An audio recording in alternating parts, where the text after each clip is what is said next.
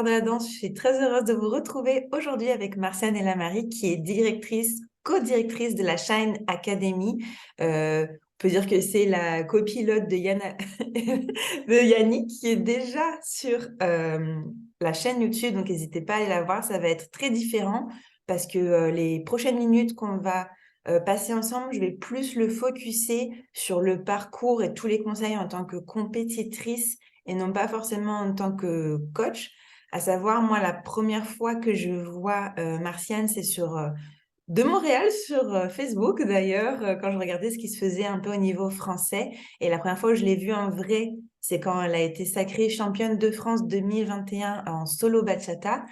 Et il y a bien d'autres titres. Elle est finaliste de l'Eurosun, toujours en bachata solo lady styling. Elle est vice-championne de France.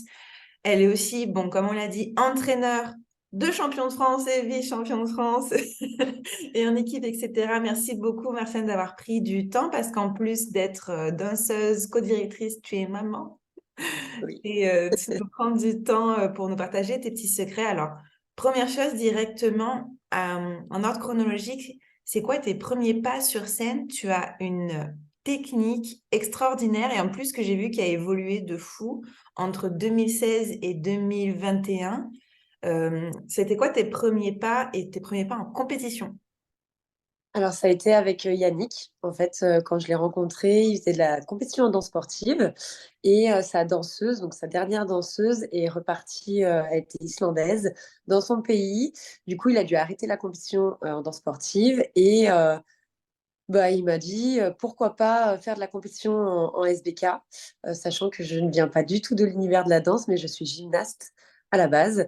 Donc, j'ai été un peu propulsée en 2 3 ans sur de la compétition avec lui.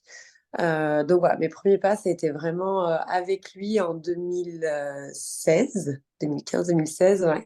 En fait, quand la FFD a repris le circuit des compétitions SBK, il y avait eu une petite pause.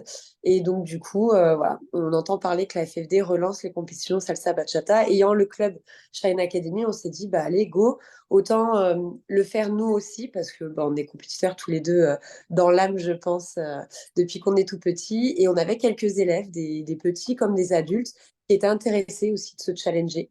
Donc, on se dit, bah, allez, on va voir ce qui se passe à la FFD. Et puis, voilà, je me suis lancée du coup avec Yannick en couple, du coup, salsa et bachata.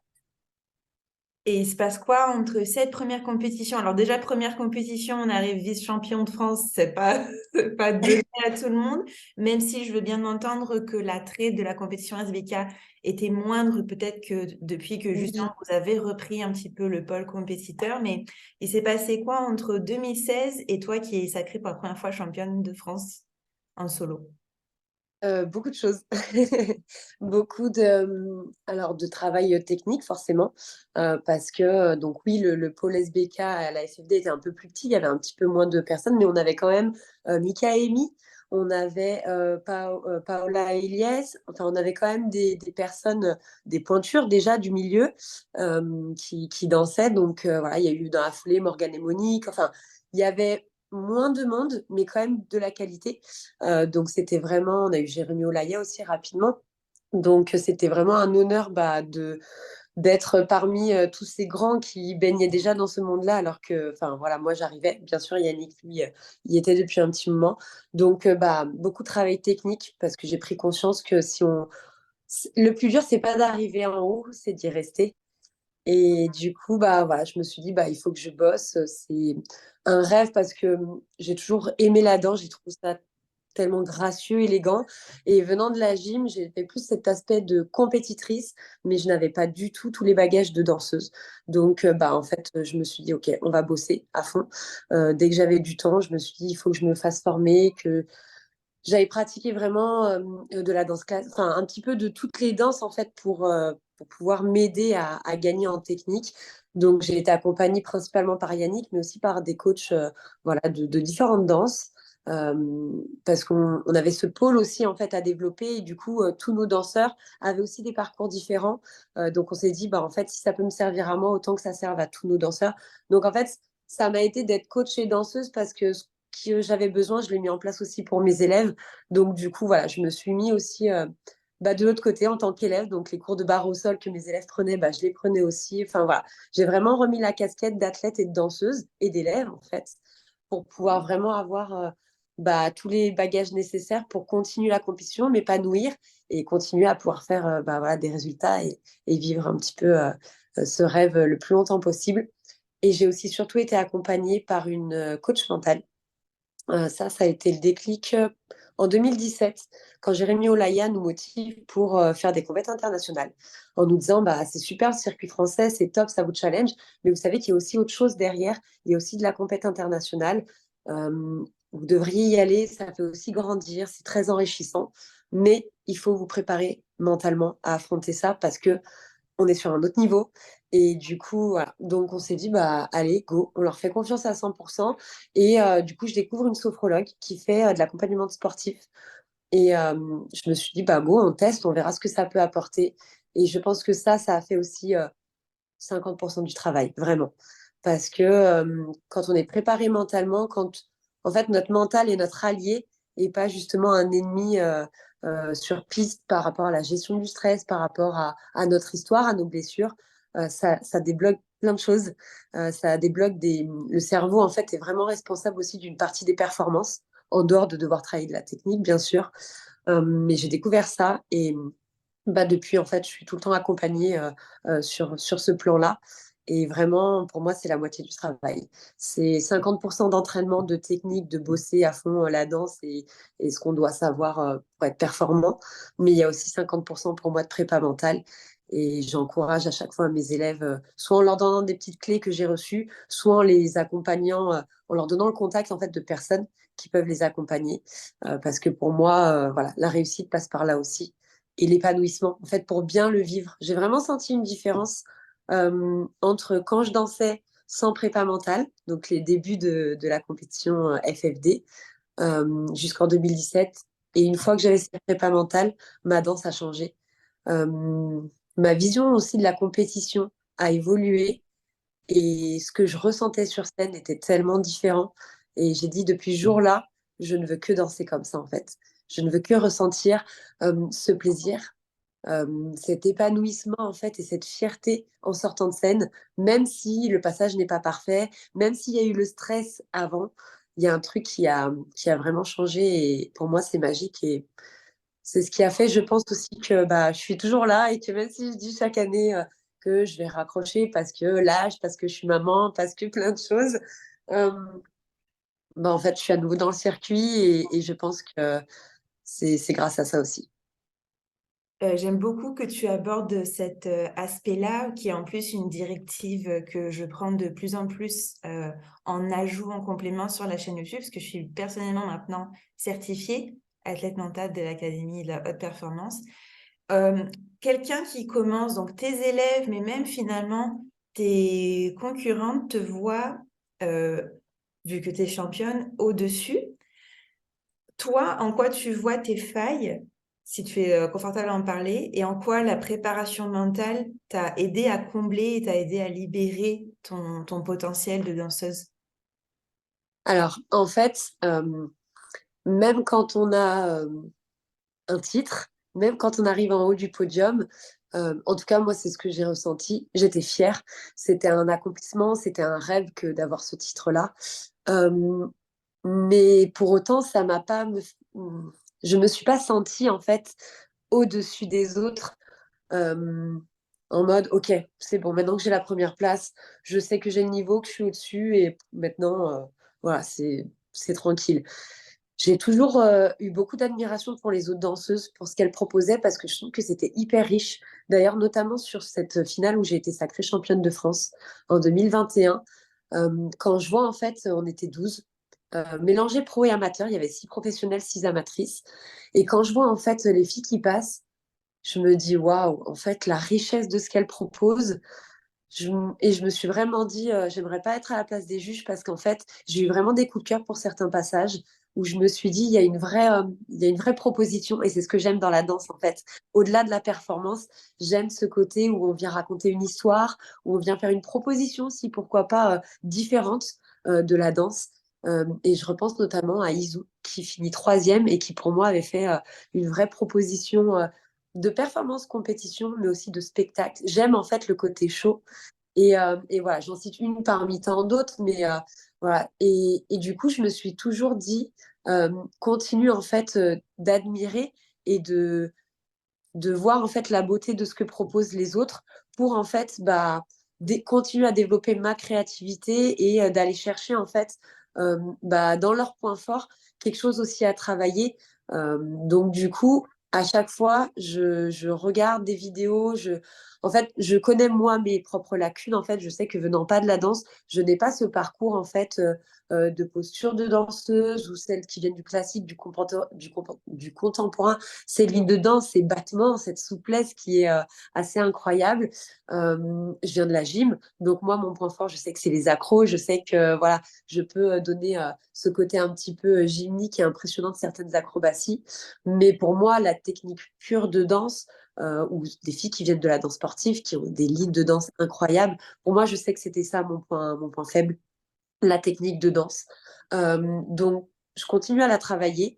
Euh, J'aime à dire qu'en fait, il faut avoir conscience de ses points forts parce qu'ils sont là, on les a acquis, ça y est. Donc, on les met de côté pour la compétition, pour le sortir le jour J, parce que ça va être notre booster, ça va être quelque chose sur lequel on va pouvoir s'appuyer, qui malgré le stress, nos points forts, on sait que c'est bon, on est solide là-dessus. Donc on les laisse de côté pour la compète. Et par contre, il faut vraiment analyser ses points faibles et les travailler en amont. C'est pas le jour de la compète, en fait, qu'il faut se dire, ah mince, ma technique, elle est peut-être pas encore nickel, bah moi, j'ai pas le grand écart, ah bah mes pivots, ils sont peut-être pas encore top. C'est avant qu'il faut préparer tout ça et garder les points forts, en fait, pour le jour J. Je sais que, et en toute humilité, hein, je sais où sont mes points forts, mes points faibles. Je sais aussi que raconter une histoire, c'est quelque chose qui me fait vibrer en fait depuis toute petite. Même si je faisais pas de danse, je faisais un peu de théâtre. Je sais que l'émotion, le charisme, c'est quelque chose où je me mets aucune barrière en fait pour pouvoir l'exprimer. C'est un peu mon exutoire de pouvoir parler autrement et exprimer des choses. Donc je sais que ça, c'est mon point fort. Donc je les garde en fait pour la compète, pour justement une fois que j'ai travaillé mes points faibles, même si le jour de la compète, je sais que c'est pas encore nickel, qu'il y a du chemin, bah ok, c'est ok avec ça, je vais donner le meilleur de moi-même et par contre, je vais accentuer sur mes points forts. Et je pense que c'est vraiment la stratégie que je, que je donne en fait aussi à mes élèves, qui sont souvent en stress de oui, mais j'arrive pas encore à faire ça le jour J. Oui, mais c'est pas grave, ça sera pas parfait et on axe sur les points forts. Et la prépa mentale, en fait, m'a m'a donné accès à ça en fait. Je parle comme ça maintenant depuis que j'ai la prépa mentale. Parce qu'avant, j'étais justement focus que sur mes points faibles. Je, je n'arrivais pas à m'autoriser en fait à mettre mes points forts en avant, le charisme, les émotions, parce que je me disais, Martiane, tu n'as pas encore le niveau pour t'autoriser à le faire, pour être crédible en fait. C'est toujours ce syndrome de l'imposteur où on se dit, bah voilà, en fait, je suis pas encore au niveau pour. Même si on gagnait des choses avec Yannick, euh, sur le coup, j'étais fière, j'étais contente, mais ça me permettait pas, sans la prépa mentale, ça me permettait pas de me dire oui, je le mérite. En fait, cette coupe que j'ai eue ou ce résultat, ben en fait, c'est moi, on me l'a donné, on me l'a accordé, il y a eu des juges qui ont accordé des points, donc je le mérite, prends-le en fait. J'arrivais pas à m'en nourrir et j'étais focus que sur ce qui marchait pas, voilà, tout le chemin encore à parcourir. J'étais vraiment focalisée là-dessus et du coup, ça m'empêchait pas de faire de la performance, même si du coup, je pense aussi que vu que je le dansais en duo, il y a aussi la performance de Yannick qui jouait. Euh, et je me serais jamais lancée en solo avant ça. C'est clair que j'avais besoin entre guillemets, de me cacher un petit peu derrière Yannick, de me dire, bah, voilà, de toute façon, il est là, il danse super bien, il me portera, en fait. C'était un peu mon pilier pour me porter, en fait, et pour me dire, OK, aie confiance, de toute façon, il est là et il te mettra en lumière et ça se passera bien. Et puis, au pire, on le regardera lui. Et puis, voilà, je me raccrochais, je me cachais un peu derrière ça, me sentant pas légitime, en fait, de tout ça. Et c'est vraiment la prépa mentale, en fait, qui m'a permis de débloquer les choses, de ne pas attendre, en fait, de se sentir légitime ou d'être au top. Parce que si, en plus, on est perfectionniste, comme je le suis un petit peu, ben, en fait, elle m'a fait comprendre que j'atteindrais jamais ce niveau en fait d'exigence que je m'étais fixé à moi-même. Donc elle m'a dit si j'attendais ça, ben, je le ferais jamais. Et donc Mm. je passe à côté en fait de, de de choses incroyables, comme ce qui s'est passé bah, voilà, depuis que je fais de la prépa mentale. Et c'est OK, en fait, avec ça. Pour moi, bah voilà, on a le niveau qu'on a, on a le parcours qu'on a. Et la compétition est devenue plus avant, je l'assume complètement, hein. Avant, quand je faisais de la compète, je voulais gagner, je voulais battre les autres, je voulais être au-dessus parce que pour moi, c'était ça qui me prouverait que j'en suis légitime et que voilà, je suis au-dessus d'eux. Pas pour écraser les autres, mais pour me dire, pour me positionner en fait, pour prendre confiance en moi. Et en fait, j'ai vraiment compris que la seule personne qu'il fallait, en fait, avec qui il fallait se battre, c'était soi-même. En fait, se challenger soi. Et que ça restait tellement. Déjà, c'est de la danse, donc c'est très subjectif. On parle d'un sport qui est artistique, pas simplement d'une performance technique où on lance, je sais pas, on lance un marteau et ça fait 3 mètres, ça fait 3 mètres, il n'y a pas à discuter. Là, il y a quand même tout un critère artistique et qui pour moi est très subjectif. J'ai pris conscience aussi que une performance à l'instant T ne te définit pas. Tu peux très bien te planter alors que tu as un niveau de dingue, alors que tu as peut-être tout raflé jusqu'à maintenant. Tu es humain en fait, c'est ça. Donc c'est vraiment tellement euh, plein de facteurs qui font que le champion d'une compétition, c'est vraiment à l'instant T avec les paramètres qu'il y a eu, avec les juges qu'il y avait, avec la performance que tu as pu donner à l'instant T, avec les personnes qui avaient autour de toi aussi qui ont fait eux aussi une performance à l'instant T. C'est-à-dire que tu reprends le même passage, mais avec un autre panel de juges ou avec des personnes peut-être en meilleures conditions et du coup qui font un meilleur passage, le résultat n'est pas du tout le même. Donc ça m'a fait prendre conscience qu'en fait, c'était moi que je voulais vraiment me challenger et, euh, et être fière de moi. En fait, être fière de mon passage. Et s'il y a meilleur, bah, en fait, c'est le jeu de la compète, c'est comme ça. Si les juges ont eu un coup de cœur ou en tout cas ont eu une sensibilité, qui ont été touchés, pas par ta proposition et par celle de quelqu'un d'autre, bah, c'est OK en fait. Mhm. C'est le jugement de chacun, ils sont là pour ça. Donc, pas le remettre en question et c'est OK avec ça. Euh, c'est vraiment maintenant mon challenge à chaque compétition, c'est juste de sortir de scène fière de moi et satisfaite de mon passage.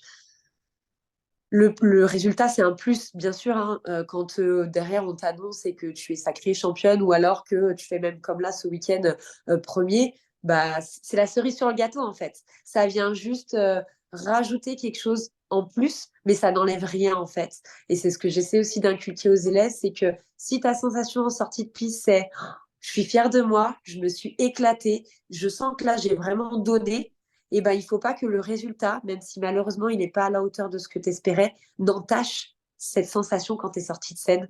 Donc j'essaie vraiment d'être là à chaud quand ils sortent de scène pour, pour leur faire dire est-ce que c'était bon? Est-ce que tu as kiffé? Est-ce que tu as pris du plaisir? Si oui, mémorise ça. Et ce soir, les résultats, ça sera qu'un plus. Mais voilà. Et justement, ça permet que si le résultat n'est pas à la hauteur de ce qu'on espérait, bah, se raccrocher à mais attends, rappelle-toi, comment tu te sentais quand tu es sortie de scène? Ah ouais, j'étais trop bien, j'étais fière de moi. Voilà, pour vraiment en fait raccrocher ça. Et que si ce jour-là, bah, tu sors de scène déçu parce qu'en fait, t'as pas réussi à lâcher des choses, t'as pas réussi à. Bah, c'est OK. Tu as le droit en fait d'être triste, d'être déçu, d'être frustré. Mais ça permet en fait d'être juste avec soi-même en fait. Et bah, derrière, on a quand même des fois des belles surprises de résultats malgré tout. Ou alors ça confirme ce qu'on sentait, on n'a pas le résultat attendu. Mais je trouve que ça permet aussi de se foutre la paix avec les exigences qu'on se met en fait, avec les exigences aussi que les autres attendent de nous, coach, parents. Il y a ça aussi qui est très très puissant et qui peut être très impactant. Donc voilà, la prépa mentale m'a aidé aussi à me détacher du regard des autres, qui était très important pour moi, comme beaucoup en fait, je pense, quand tu fais quelque chose comme de la compétition où t'exposes au regard des autres, forcément ça a un impact. Il s'agit juste de savoir quoi en faire en fait. C'est voilà, et ça m'a aidé sur tous ces plans-là et vraiment pour moi la danseuse que j'étais en début de compétition avec Yannick et celle que je suis depuis 2017, enfin, c'est pas du tout la même. C'est vraiment une autre personne et j'en suis vraiment contente parce que du coup, je suis beaucoup plus apaisée, beaucoup plus sereine en fait dans tout ça, même si encore une fois, il y a le stress qui monte toujours parce qu'on veut produire le meilleur soi-même. Mais voilà, pour d'autres raisons, et en tout cas, c'est plus doux quand il y a des petits couacs. C'est ce que je j'aurais pas pu mieux dire. Et en plus, ta dernière phrase, c'est ce que j'allais dire. J'allais dire, et si ça peut aider certains compétiteurs, je rajouterais, ce qui, moi, m'a aidé, c'est prendre de la perspective. Comme tu as dit, c'est OK d'avoir des émotions X ou Y au moment T, mais prendre un recul et de voir l'évolution sur quelques mois, sur quelques années, ça n'a pas, ça vaut tous les coupes du monde. C'est Ça vaut ça. toutes les médailles du monde et personne jamais pourra nous l'enlever alors qu'une coupe, je suis bien placée pour savoir. On peut l'enlever, alors que l'évolution, ça reste dans nous. Euh, je vais orienter maintenant qu'on a fait un... D'habitude, les gens sont encore pas au courant de toute la préparation mentale. Donc là, c'est un gros cadeau que tu nous fais en apportant ça, en abordant l'interview comme ça. Et au niveau préparation physique, alors je vais prendre un moment X, c'est plus facile. Ton passage à l'Eurosson. J'aimerais savoir ta préparation physique, combien de fois tu t'entraînes, comment tu arrives à être disciplinée toute seule, est-ce que tu as un arrangement avec Yannick, ton alimentation, parce que j'ai vu une évolution physique. Alors, je suis body positive, c'est-à-dire qu'il y a pour moi tous les corps sont très beaux, mais il y a un changement avec pardon, ton état physique d'il y a quelques années. Est-ce que tu t'entraînes à côté de la danse, ton alimentation? Comment ça se passe au niveau physique avant une finale d'un championnat du monde? Ok, alors, il y a deux choses. Il y a ce que tu prévois de faire, ton plan d'entraînement, et un peu la réalité aussi sur place. Je le dis parce qu'en fait, j'ai vécu deux Eurosons. Celui de l'année dernière, où j'étais en tant que championne de France, où je présentais mon solo, et celui de cette année. En fait, c'est hyper important. L'hygiène, en fait, de vie, c'est une clé aussi de la réussite. C'est-à-dire que, et c'est une préparation en amont. Donc, c'est-à-dire que j'avais conscience, en fait, étant donc gymnaste en compétition à haut niveau quand j'étais plus jeune, et ayant fait pendant ma période d'études un peu de fitness en préparation de compétition que finalement je n'ai jamais fait, mais j'avais en optique de faire de la compétition en fitness. Euh, En fait, la récupération du sommeil, l'alimentation et l'hydratation, ça ne va pas sans le sport, en fait, sans la discipline technique et du sport. C'est vraiment le corps en a besoin, un peu comme la prépa mentale, c'est 50-50. C'est tu dois faire du sport, mais tu dois aussi avoir une bonne hygiène de vie. Et voilà, c'est vraiment hyper important, je trouve. Donc, moi, je suis une grosse dormeuse en plus. Enfin, mon quota d'heures pour être bien, c'est 8 à 10 heures. Autant te dire que dès que j'ai un enfant, c'est fini. Donc, avant, c'était possible. Surtout que mon métier me permet, en fait, voilà, enfin, je donne des cours de danse avec Yannick, voilà, donc essentiellement le soir, même s'il y a toute une prépa la journée. Mais j'avais pas de contrainte de réveil, en fait, le matin. Donc, je pouvais dormir mes 8 à 10 heures. Euh, donc voilà, de bien dormir, de s'hydrater, de bien manger. Et bien manger, c'est pas faire un régime. J'ai eu fait des régimes pendant mes prépas de fitness, et c'est très mauvais pour le corps parce que tu te prives de nutriments qui sont importants, tu frustres au niveau du cerveau, et en fait, le après, il est encore pire parce qu'on sait que ça peut pas être toute la vie. Tu peux pas être en régime en fait tout le temps. Donc, je parle plutôt de rééquilibrage alimentaire ou d'hygiène de vie justement. Donc, je m'étais dit, bah oui, de faire attention, de manger des bonnes choses en fait. Après, je suis quelqu'un qui adore cuisiner, donc ça n'a pas été une contrainte non plus pour moi. Je l'ai pas vécu en fait comme un régime ou une contrainte. Je l'ai vécu comme en fait, bah de toute façon, il faut profiter, faut manger des bonnes choses. Quand le week-end on se fait plaisir, on se fait plaisir, mais c'est d'être toujours en fait équilibré et raisonné en fait, de pas être dans l'excès. C'est l'excès en fait qui est mauvais, et qui bah l'alcool va te rajouter des inflammations dans le corps. L'excès de gras, bah, en fait, va ralentir ton énergie. Tu vas être beaucoup moins productive. Enfin, le sucre, pareil, il y a des hauts et des bas. Donc voilà, il n'y a pas besoin en fait d'avoir trop de connaissances là-dessus pour se dire qu'en fait il faut manger équilibré, sainement, un peu de tout, sans excès. Et c'est vraiment, moi, le mot d'ordre, c'est la clé, c'est les excès. Comme ça, si tu sais que tu ne peux pas, tu es trop gourmand ou c'est trop dur en fait de te restreindre, il s'agit juste de faire une balance, d'être équilibré. Donc si tu t'es fait plaisir, bah, après tu fais un peu plus attention. Et voilà, ou si tu n'as pas les moyens de te faire accompagner par une nutritionniste ou diététicien, tu as vraiment des choses faciles à mettre en place. Voilà, c'est vraiment le côté question de balance. Donc, du coup, quand j'ai su que je partais à l'Eurozone grâce au titre, j'avais en gros de juillet à décembre, j'avais quelques mois pour me dire, OK, j'avais conscience que là-bas, ce qui m'attendait, c'était un truc de malade et qu'il fallait que je sois prête. Donc, je m'étais dit, OK, on fait voilà, attention, on mange normalement, on se fait plaisir de temps en temps le week-end, mais voilà, pas d'accès. C'était mon mot d'ordre, pas d'excès, on s'enflamme pas, même si c'est les vacances, on s'enflamme pas, on reste raisonné. C'était plutôt ça.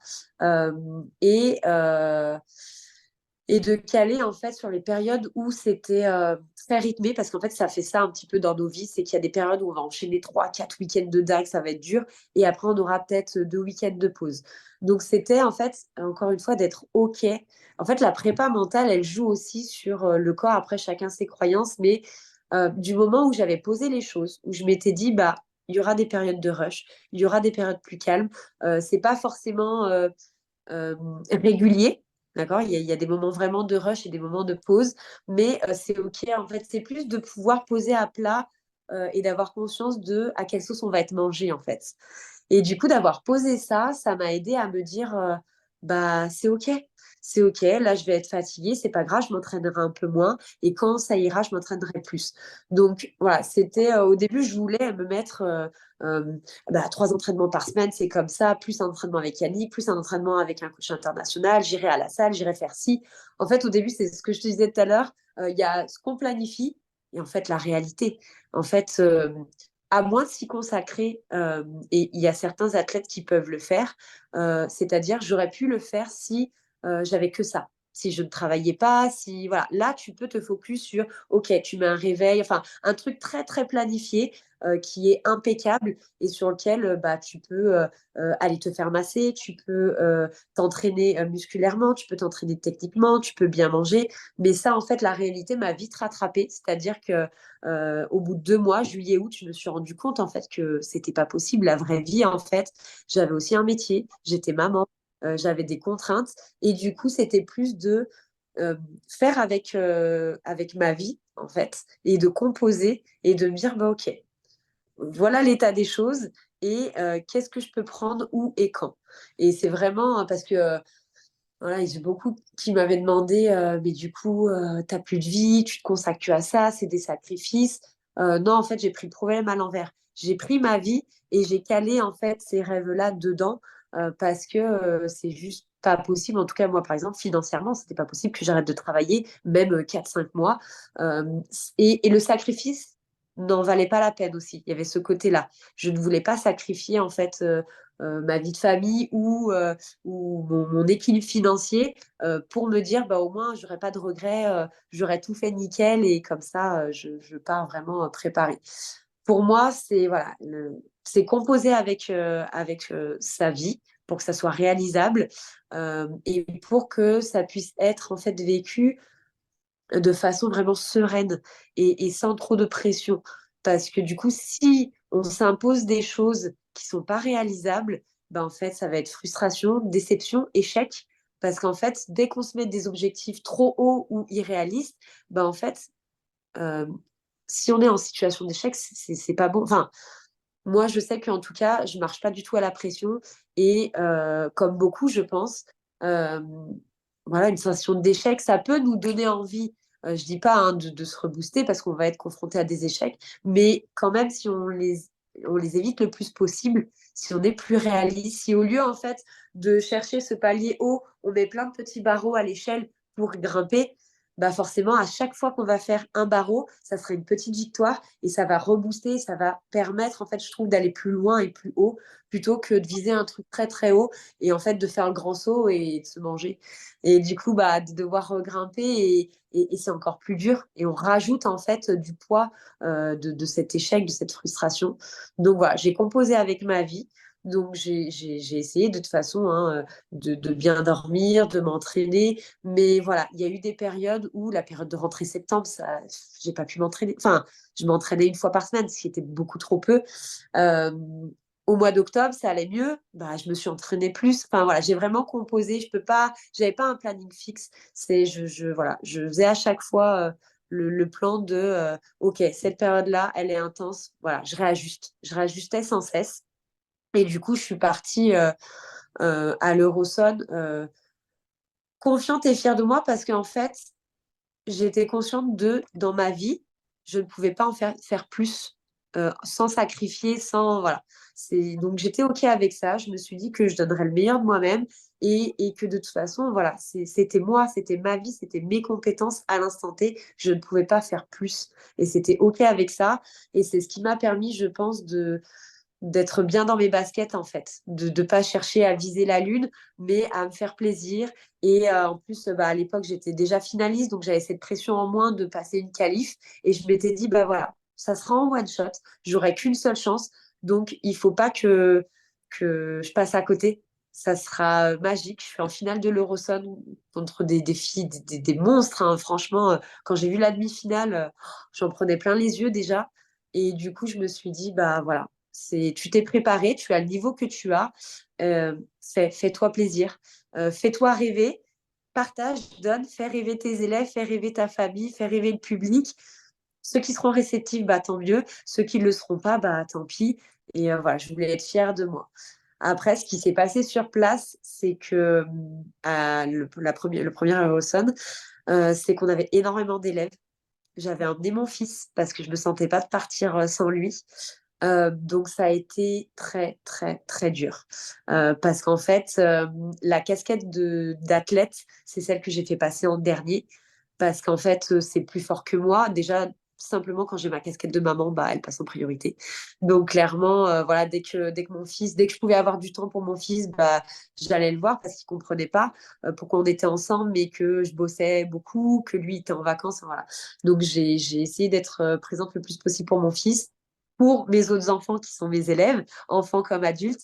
Euh, J'étais incapable de ne pas être là juste avant de monter sur scène. J'étais incapable de me dire, bah si, Martienne, tu as besoin d'aller t'entraîner, de te reposer. Ils feront sans toi.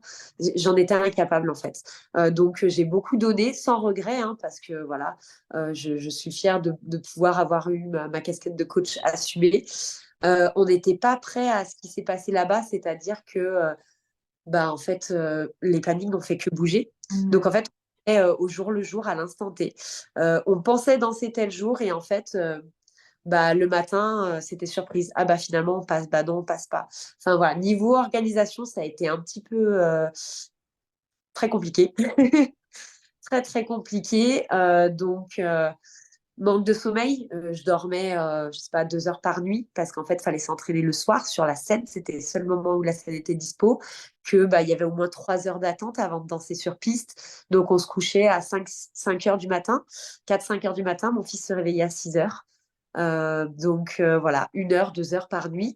Peut-être 1 heure de sieste de temps en temps quand il allait se coucher et qu'il y avait personne qui dansait. Donc le corps a été mis à très très rude épreuve. Et le matin où je dansais aussi avec des teams. Euh, le dernier jour, le jeudi, il ne restait plus que mon passage solo. Tout le monde était passé, tout le monde avait fini la compétition. Donc, il n'y a que ce jeudi matin où, quand je me suis levée, je me suis mis dans. Je continuais un peu à m'entraîner hein, quand même, mais je me suis mis vraiment dans OK, aujourd'hui, par contre, c'est ta journée, c'est pour toi, plus personne n'existe et il faut que ce soit focus sur toi. Et quand je me suis levée, par le manque de sommeil, par les ascenseurs émotionnels aussi par lesquels on était passé, euh, je me suis dit que je serais incapable de danser. J'ai eu en fait ce relâchement un peu avant de passer le matin où je me suis dit, en fait, non, là, le corps, ça fait une semaine qu'il ne dort plus, qu'il mange très peu. Enfin, comment je vais faire? Comment je vais faire pour danser? Et on a eu le papa d'une de nos filles qui était kiné du sport et qui m'a fait un peu une petite séance pour rebooster le corps. Et je pense qu'heureusement que j'ai eu ma prépa en amont qui avait été quand même bien érodée et qui a fait que le corps en fait a une très bonne mémoire. Donc malgré cette semaine qui a été chaotique au niveau de l'hygiène de vie, avec le reboost quand même d'un professionnel de la santé et du sport et de pouvoir en fait me remettre dans tout ce que j'avais préparé, toute la prépa mentale, et c'est là que le mental a pris le dessus en fait. C'est-à-dire que le corps était épuisé par ce manque d'hygiène sur cette semaine-là. C'est le mental qui a pris le relais et en fait, je me suis reconnectée à tout ce que j'avais fait et je me suis dit, en fait, non, là, tu vas le faire. Ça dure 1 minute 30. Tu peux pas avoir fait tout ça pour rien et go. Et donc, du coup, voilà, c'est vraiment le mental, je pense, qui m'a permis de sortir la prestation que j'ai fait à l'Eurosun en... donc l'année dernière, pas cette année. Et franchement, j'en étais quand même satisfaite. En sortant de scène, je me suis dit, bah franchement, comme tu disais tout à l'heure, si je regarde en arrière, d'où je viens, tout le parcours que j'ai accompli, ouais, la prestation que j'ai faite, en fait, bah, elle est top. Elle est top, en fait. Martial, tu as réussi, en fait, à faire quelque chose d'incroyable pour moi, en fait. Pour moi-même, je me suis dit, waouh, regarde le parcours, regarde la danseuse, ta première vidéo de compétition et regarde celle de l'Euroson. C'est incroyable. Et en fait, ça m'a fait du bien. Et je me suis dit, OK, c'est bon. Enfin, check. J'ai rempli les cases, j'ai fait le taf. Le résultat, bah, ça sera le résultat. Et voilà, c'était vraiment. Et je pense que sans le mental, sans la prépa mentale, jamais je n'aurais pu le faire. Je pense que je me serais effondrée avant ou effondrée sur scène, mais en tout cas, je n'aurais jamais pu faire cette prestation. Vraiment. C'est... Et puis voilà, sans être OK avec tout ça, toute cette prépa en amont, et c'est un tout. Hein. Faut pas, on peut pas se pointer comme ça à une compétition, quelle qu'elle soit, hein, en mode freestyle. Bon, voilà, j'y vais et je verrai. C'est c'est aller au casse-pipe en fait. C'est pour soi, pour son mental, pour son corps, pour tout en fait. C'est pour moi, il y a une vraie préparation. En amont. Ouais. Ouais. Merci beaucoup pour ces retours. Je vais juste revenir sur la question. Alors, à l'inverse, peut-être quand tu prépares des solistes ou même des couples pour une compétition, que ce soit Coupe de France ou Championnat de France, tu attends d'eux pour avoir une évolution pour eux, hein, intéressante. Tu attends d'eux qu'ils s'entraînent combien d'heures par semaine avant votre cours particulier ou vos cours particuliers, vos cours de groupe? Ouais. Alors, en général, nous, on les voit, que ce soit un solo ou un duo. Je parle pas des teams parce que c'est vraiment encore autre chose.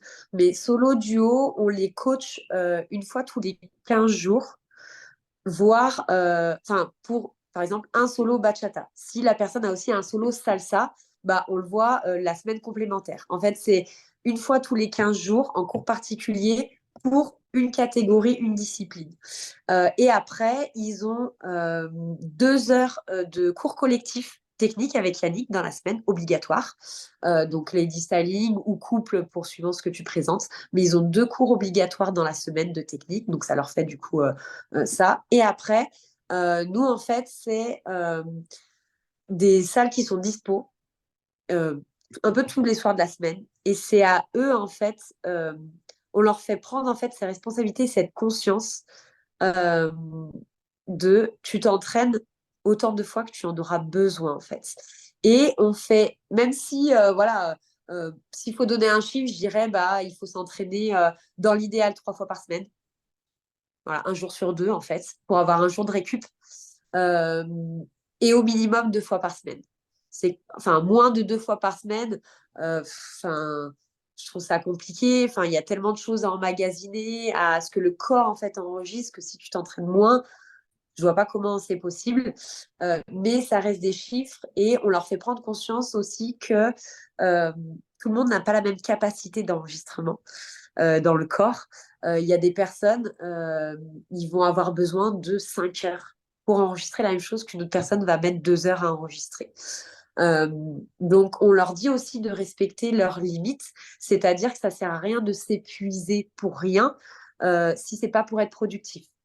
Donc, on essaye vraiment de leur faire comprendre que c'est en fait qu'il faut qu'ils apprennent à se connaître, à voir où sont leurs points forts, leurs faiblesses. Est-ce qu'ils ont une bonne mémoire? Est-ce que c'est une mémoire kinesthésiste aussi qui les aide? Parce que il y en a qui vont peut-être s'entraîner physiquement qu'une fois par semaine, Mais par contre, chez eux, ils vont énormément regarder leurs vidéos. Ils vont écrire. Enfin, on n'a pas tous la même mémoire. Et des fois, le corps, en fait, il n'a pas forcément que besoin de danser. Il a besoin aussi des fois de voir, en fait, parce qu'on a plusieurs mémoires. Hein, et c'est de savoir laquelle est la plus efficace pour nous. Des fois, c'est aussi un combo de. Donc, on essaye vraiment de leur faire comprendre qu'il faut qu'ils essayent, qu'ils testent. S'ils sont mis 3 entraînements par semaine et qu'en fait, au bout d'un mois, ils sont épuisés, bah, c'est que c'est trop pour eux, en fait, pour leur corps ou pour en fonction de leur vie aussi qu'ils mènent. Euh, donc voilà, on essaie vraiment de les responsabiliser là-dessus et qu'au contraire, ceux qui s'entraînent peut-être pas assez, euh, c'est un peu, voilà, si on voit qu'il y a un entraînement qui est trop peu, qu'on trouve trop peu, et que derrière, il n'y a pas en plus les résultats attendus, on essaie après de faire le lien en leur disant, bah voilà, peut-être que pour l'instant, tu as besoin de plus d'entraînement parce que tu as besoin d'assimiler des choses qui sont pas encore ancrées et qui demandent en fait de la pratique. Il y a certaines choses techniques, faut les faire. Les tours, les pivots, si tu n'en bouffes pas tout le temps, tout le temps, tout le temps, tout le temps, c'est pas comme ça que tu vas réussir à faire des doubles tours nickel. Donc il y a des choses comme ça qui demandent en fait de la pratique. Mais ouais, on essaie vraiment de les responsabiliser là-dessus. Pour qu'en fait, quand ils viennent à chaque fois, pour être efficaces, qu'ils viennent avec motivation et envie. Parce que si on leur impose et qu'en fait, ils viennent à reculons, et que, parce qu'on peut pas être là, en fait, quand ils s'entraînent en perso, si c'est juste pour faire acte de présence, qu'ils fassent un passage ou deux, qu'ils cherchent même pas à corriger des choses, ben, on préfère qu'ils viennent pas. Et enfin, c'est, voilà. On veut vraiment que quand ils viennent, ça soit déterminé, ça soit efficace et pour pas qu'ils perdent de temps pour eux ou pour leur partenaire. Parce qu'en plus, quand on danse à deux, on a quand même quelqu'un qui est avec. Donc, il faut aussi se coordonner sur les envies et les besoins de chacun. Mais c'est pour ça qu'on les laisse assez autonomes là-dessus et qu'on leur a fait prendre conscience parce qu'on a eu le cas pour certaines teams où bah, parfois des filles qui s'entraînaient 3 fois par semaine et d'autres que 2 fois pour pas que ça crée de tension aussi. Parce que c'est juste qu'il y a des personnes qui ont moins besoin de pratiquer, qui vont avoir d'autres outils en fait pour se préparer à la compétition et parce qu'on n'a pas tous les mêmes trucs à travailler.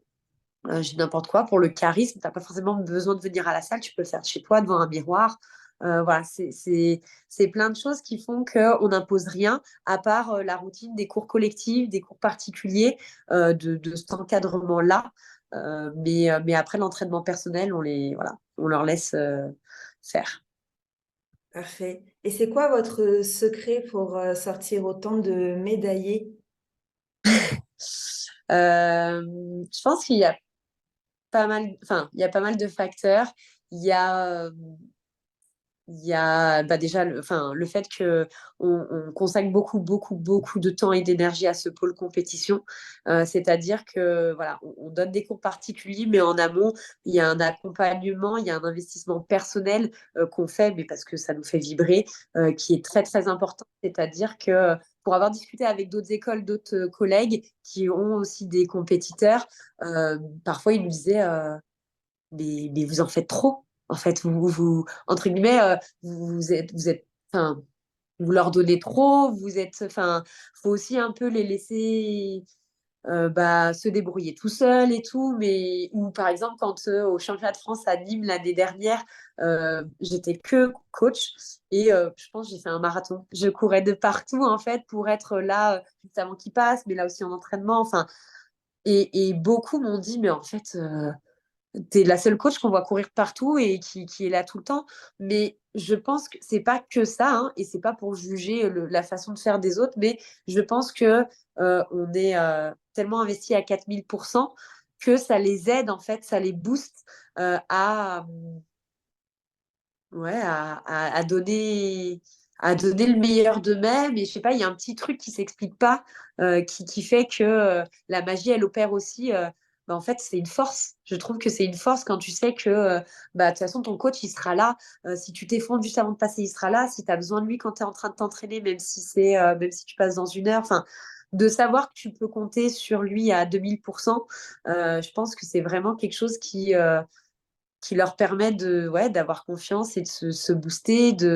Ça a vraiment un impact. En fait, c'est de la prépa mentale. C'est le petit mot qui va rassurer 1 heure avant, 2 heures avant ou 5 minutes avant, le câlin, enfin, tout ça, en fait, cette présence-là, pour moi, elle est primordiale. Et c'est pas que ça, mais je pense que si je le faisais pas comme ça, on n'aurait peut-être pas autant de résultats. Après, bien sûr, il y a aussi leur entraînement. On a aussi beaucoup d'élèves, donc il y a un ratio aussi à remettre. C'est que n'importe quoi, si on a 60 élèves et je sais pas 30 médailles, bah, si on n'avait que 15 élèves, on aurait peut-être proportionnellement. Il y a aussi ce ratio sûrement à prendre en compte, c'est qu'on a vraiment beaucoup de monde et, euh, et du coup, bah, et on a de tout. Enfin, on a vraiment du solo, du duo, de la team. On essaye de leur inculquer en fait aussi toutes ces valeurs-là, du dépassement de soi, qu'on n'a rien sans rien, que parfois bah, il faut beaucoup de mois, de temps et de compétition à essuyer avant d'avoir des résultats, avant d'avoir ce fameux podium que tout le monde en fait, tout le monde a envie de, de monter les marches d'un podium. Et des fois, il faut du temps, donc il ne faut pas lâcher, il faut être persévérant. Je pense, voilà, ce côté aussi un peu cocon, famille, qu'on essaye de développer entre les petits et les très grands, les adultes des teams. Voilà, c'est toute une sphère. On l'a bien senti aussi ce week-end avec le groupe de Marseillais. On sentait une famille, on sentait un groupe en fait qui était uni et ça porte. Et en fait, voilà, je pense aussi c'est de créer cet univers où voilà, on est ensemble, même si potentiellement sur la piste, on peut, tu vois, moi en team avec les queens, on danse ensemble. Et après, sur l'autre catégorie, on est concurrentes. Mm. Mais on va être là, on va crier, on va souhaiter le meilleur en fait pour chacune, que chacune fasse une presta de dingue et que ça soit oufissime. Donc ouais, il y a tout ce cocon aussi d'être une famille, de se soutenir et d'avoir justement euh, ce contexte-là qui porte, qui donne des ailes en fait, qui donne, ouais, qui donne vraiment des ailes. Je pense que c'est le truc qui fait aussi qu'on a. Et puis on a la chance d'avoir quand même aussi plein d'enfants qui sont, enfin, qui sont talentueux, qui ont envie, qui bossent, ils sont déterminés, hein. Enfin, franchement, ils nous font confiance à 100% et on a les parents qui suivent derrière aussi. C'est-à-dire que quand on leur dit quelque chose, ils y vont. Ils se disent pas, ah bon, mais est-ce que... Non, ils nous font confiance. Et donc, du coup, c'est des éponges et ils y vont, ils y vont, ils y vont. Et on fait venir aussi des artistes internationaux parce qu'on sait que, voilà, on a notre patte, on a notre vision des choses, mais on a besoin d'un œil extérieur, des fois, d'un petit truc de neuf et d'expérience d'autres personnes. On n'a pas une vérité, on n'a pas la infuse. Donc, on fait souvent venir des coachs. On a fait venir Jérémy Olaya, on a fait venir Laura Ebera, Simone Serena, euh, Gabriel Esquisse, Freddy Rivas. Enfin, voilà, on fait venir aussi des intervenants extérieurs pour compléter ces compétences-là, pour pouvoir bah, en fait, continuer à évoluer et à faire grandir nos élèves. Donc voilà, on n'a pas de frein en fait à ce que nos élèves soient accompagnés par d'autres personnes que nous, parce que c'est vraiment un plus. C'est toujours encadré, parce qu'il ne faut pas que ça parte dans tous les sens. Mais voilà, on s'enrichit aussi de d'autres personnes qui ont un palmarès, enfin, qui sont incroyables aussi et qui justement nous poussent encore plus loin au niveau international. Et il y a aussi, je pense, le fait de leur avoir permis et donner la chance. Après, les parents ont suivi aussi, donc ça, c'était cool. Tous ceux qui ont fait la compétition internationale, ils sont revenus transformés. Ça, c'est Mm. un truc qu'on conseille, peu importe le niveau, même si tu es débutant ou que ça fait pas si longtemps que ça que tu fais de la compétition, euh, pour l'expérience avant le résultat, on le conseille. Parce qu'en fait, on est en immersion pendant une semaine. euh, dans de la compétition, mais de la compétition hyper saine, avec des valeurs qui sont vraiment le partage, l'échange. Ça, c'est hyper inspirant. Et en fait, on baigne pendant une semaine à voir des shows, des shows, des shows, des shows avec des personnes en fait qui viennent d'Amérique latine, donc d'où vient ces danses-là. C'est le cœur même en fait de, de ces danses. Et c'est des gens qui, malheureusement, n'ont pas la même vie que nous. Et nous, c'est un plaisir, c'est un loisir. Eux, euh, c'est leur issue de secours. Eux, en Mm. fait, leur vie là-bas, vraiment, quand on dit, bah, c'est pas grave, on joue pas notre vie, c'est un plaisir. Eux, s'ils n'ont pas ça, en fait, pour s'en sortir, ils n'ont pas trop d'autres issues. Donc, ils ont vraiment, on sent qu'ils dansent avec les tripes. Il y a aussi leur culture. C'est nous, enfin voilà, ils ont grandi avec ça. Il y a un truc qui vient des tripes aussi pour ça. Mais donc de baigner là-dedans, il y a des choses qu'on comprend qu'en en le vivant, en étant là-bas, en fait, dans cette atmosphère, dans cette ambiance. Voilà, quand on voit des pitchouns de 6 ans sur la piste qui dansent avec des tripes beaucoup plus que les trois quarts de nous, Français adultes, on se dit, voilà, on en prend plein les yeux et on comprend des choses qu'on a beau essayer d'expliquer à nos élèves, voilà, qu'il faut faire sauter les barrières de la peur, de la crainte, il faut danser avec tout son corps, tout son âme, tout ça. C'est que des mots, et tant qu'on le voit pas, en fait, tant qu'on le ressent pas, parce qu'il y a ça aussi, hein. Moi, à chaque fois que je suis là-bas, j'ai des frissons, et pas parce qu'il y a la clim, mais enfin, je suis en émotion, en fait, H24. J'ai des frissons de partout. Il y a un truc, il y a un truc qui te prend à l'âme et au cœur qui est juste incroyable et il faut le vivre. Et tous nos élèves qui ont eu la chance de faire ce genre de compétition, quand ils sont revenus, ils étaient transformés. Ils étaient transformés, il y a eu des déclics, il y a eu vraiment plein de choses qui sont passées. Parfait. Alors, j'ai trop de questions. Alors, je crois qu'on va être obligé, Martiane, de faire une partie 2 parce que j'ai une question sur la gestion. Ah, ça bug. Ah, tu m'entends plus. Faudrait que je fasse du montage. Ouais, j'ai un bug. Ah, c'est bon. Ok. Ça y est. Attends, hop. Ça, c'est pour savoir pour le montage quand je dois couper. Je crois qu'on va devoir faire une deuxième partie parce que j'ai trop de questions sur l'acquisition des costumes, les designs, la gestion d'une école en couple, le maquillage, le futur de la fédération, etc. Ouais, Donc, je suis désolée, on va devoir se pas de revoir. souci. Peut-être terminer sur 3 conseils que tu as pour... alors là, on a une grosse partie, il nous reste une Coupe de France. Au moment où sort cette vidéo, on est début mars. Il nous reste une Coupe de France avant le championnat de France SBK. Quels seraient tes 3 conseils pour tout compétiteur à qui il reste de donner tout voilà. Alors, on va dire que les trois conseils que je leur donnerais là pour on va dire la fin de saison, on est quand même sur la dernière partie. Le premier, c'est de se faire justement ce plan en fait, de se poser, de se dire ok, il me reste tant de temps. Quels sont en fait de fixer des objectifs, des challenges. L'objectif final peut être haut, j'en parlais tout à l'heure de l'échelle, mais faut pas oublier de mettre plein de petits paliers en fait pour pouvoir mieux le vivre. Mais se faire un plan en fait de OK, quel est mon objectif? De prendre le temps de vraiment se centrer. Pourquoi je fais ça? Qu'est-ce que j'ai envie? Voilà, quel serait mon objectif final sur le championnat de France? Et que ce soit un objectif de résultat ou de performance, peu importe, mais voilà, quel est mon objectif? Et du coup, avec cet objectif final, de mettre plusieurs paliers et dire, bah, OK, pour atteindre ça, qu'est-ce que je pourrais mettre en objectif intermédiaire euh, et le transposer sur les mois qui restent, en fait, sur les 2 mois, pour que potentiellement, ils puissent faire un bilan dans 3 semaines. OK, où est-ce que j'en suis? Voilà, c'est vraiment de le poser pour être OK avec ça, même si le plan va peut-être bouger et que justement, au bout de 3 semaines, on va se dire ah bah ça, j'ai pas pu mettre en place. C'est aussi la réalité, en fait, prendre conscience de ce qui est faisable ou pas, mais vraiment ouais, de prendre le temps de se poser là-dessus. Voilà, pour être OK avec soi et pour vraiment savoir dans quoi on part pour ce championnat de France, en fait. Donc ça, c'est le premier objectif, planifier, poser ses objectifs et faire régulièrement des petits bilans pour savoir où on en est et peut-être réajuster pour être le plus possible dans une situation de réussite et de victoire, même si elles sont petites. Le deuxième, ça va être de s'entraîner. D'accord, de rien lâcher, de se dire que s'il y a un moment donné, il faut faire des petits sacrifices, voire des gros, c'est maintenant, suivant l'objectif qui a été fixé, mais c'est ne rien lâcher. C'est qu'il n'est pas trop tard, c'est qu'il y a encore du temps s'ils ont coché toutes les cases du régional obligatoire et qu'ils sont qualifiés, ou en tout cas qu'il leur reste encore une chance de se qualifier, c'est OK, c'est jamais trop tard, je peux encore tout donner, je peux y arriver, c'est encore atteignable. Donc c'est vraiment se dire, allez, focus, là, si je dois pas partir en vacances, voilà, sur 2 mois, c'est ce moment-là, et il faut que je focus à fond, voilà, pour pas avoir de regrets. Je focus, dernière ligne droite.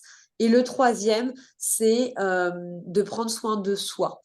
C'est-à-dire, pourquoi pas se faire justement accompagner, prendre du temps pour, même si je viens de dire qu'il fallait s'entraîner, ne pas s'oublier en fait. Et si au bout d'un moment, on a envie un week-end finalement, d'aller se faire masser, d'aller voir des amis, de se ressourcer, en fait, ne pas oublier là, on va vider les batteries à force de s'entraîner et de tout donner, ne pas oublier de les recharger, de trouver cet équilibre, en fait, et que ça soit OK, de pouvoir se faire plaisir, ouais, de se faire du bien et de penser à soi en premier, de s'écouter et de se dire: «OK, si, je commence à avoir peur si c'est mon rêve, si c'est un objectif que j'ai envie, je fonce, j'y vais, je crois en moi». C'est se rebooster, en fait, au niveau de sa confiance. Si jamais, on est à 2 doigts de lâcher, pour le championnat de France, non, on lâche rien, on va jusqu'au bout parce que et si? Il y aura trop de regrets, en fait. Mmh. Si je vais pas jusqu'au bout, je préfère, en fait, aller jusqu'au bout et de pas avoir, en fait, ce que je voulais chercher. C'est beaucoup plus facile à digérer plus tard, à accepter, plutôt que de vivre éternellement avec, «Et si? Et si j'y étais allée?» Parce qu'une fois qu'on sera là-bas, en fait, il va se passer des choses et on va peut-être se transposer. «Ah mais tu vois, j'aurais dû. Et si j'avais fait ça, bah, ça se trouve». Et du coup, je trouve que c'est beaucoup plus dur parce qu'on peut pas revenir dessus. On peut évoluer sur un échec, sur une défaite, on peut rebondir, mais sur quelque chose qui ne s'est pas fait, c'est que des suppositions et en fait, on peut refaire tout un monde et du coup, je trouve vachement plus dur de l'accepter et voilà. Donc vraiment, ne rien lâcher, y croire jusqu'au bout, même si on a l'impression que c'est mort, c'est fini, que c'est pas possible, d'y croire, d'y croire, d'y croire et voilà, de se donner les moyens pour être fier de soi. Et peut-être que bah, ça ne sera pas le haut de l'échelle qu'on aura atteint, mais les 3 premiers paliers, ça sera déjà super. Donc voilà.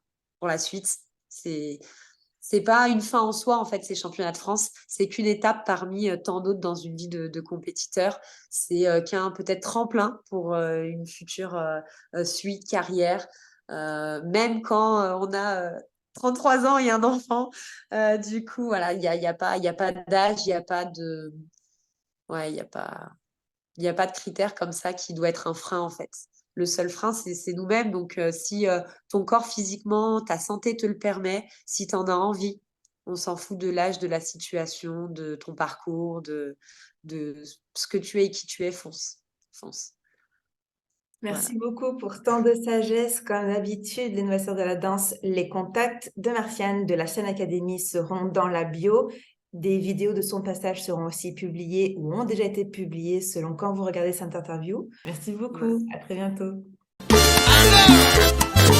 Patrona